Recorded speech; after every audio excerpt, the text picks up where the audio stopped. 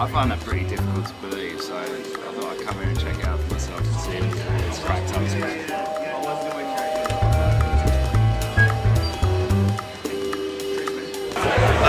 Our initial arrival, coming in through the door, we were met with some intensely affected banter by the ladies at the desk upstairs. But once we got downstairs, it was a lot warmer. The atmosphere's been immense since we're down here.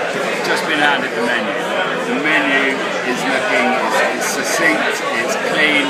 They've added a hell of a lot of provenance to the items upon there.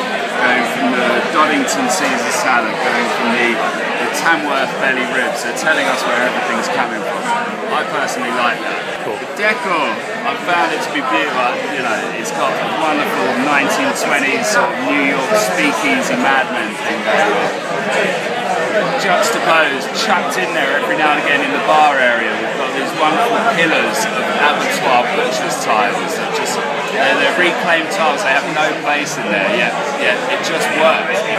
Looking at that menu, I'm drawn straight to the steaks, and a lot of people go straight in for fillet. That's not my cup of tea.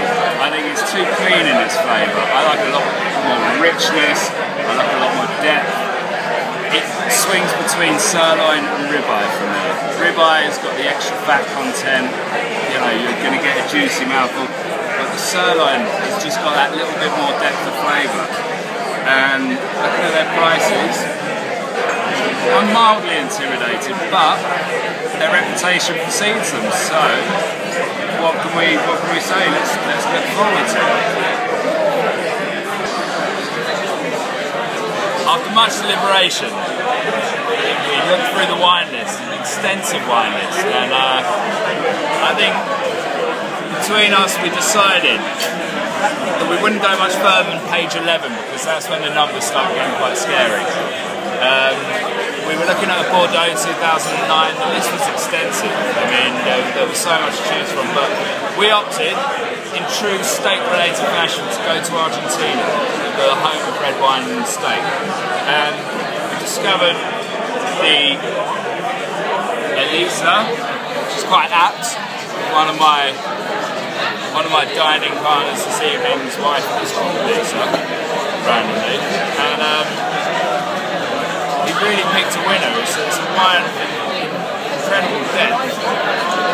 It's got a subtlety to it and a dryness that really cleansed our palate beautifully.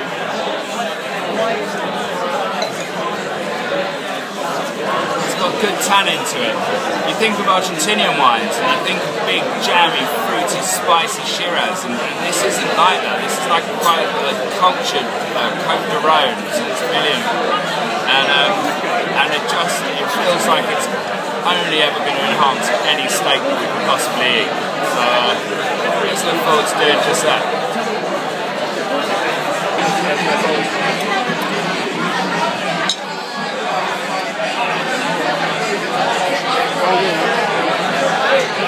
So for starter, I opted for the bone marrow, because I always like to order something that I'm not going to be able to do at home very easily. Bone marrow is something like that. You can always ask your butcher for it, but generally speaking, you know, there's a lot of work goes into doing it nicely. It comes with soda bread. The soda bread is brilliant. Got a wonderful chewy crust to it.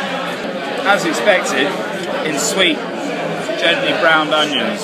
If it wasn't for the saving grace of big lashings of Malden sea salt over the onions, I think it would be a big disappointment. So, generally speaking, I'm not the happiest, but I did try some crab, and I thought the crab was gorgeous.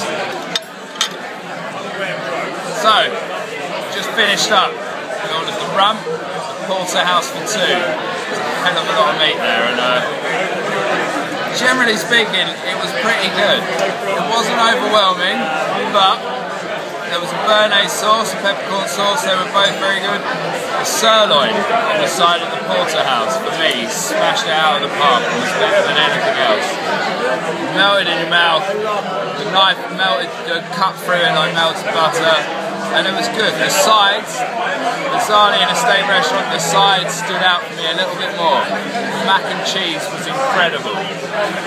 But again, if that was the best steak in London, I think it can be done. I think it can be done better than that. And were it not for the vibrance of the restaurant, the happy staff that have been fully engaging and very well versed in what they're doing, we could do this at home. And I think we should try and do that. So find a good bottle of Argentinian red, find some fillet steak, possibly some sirloin, and we'll go and do that.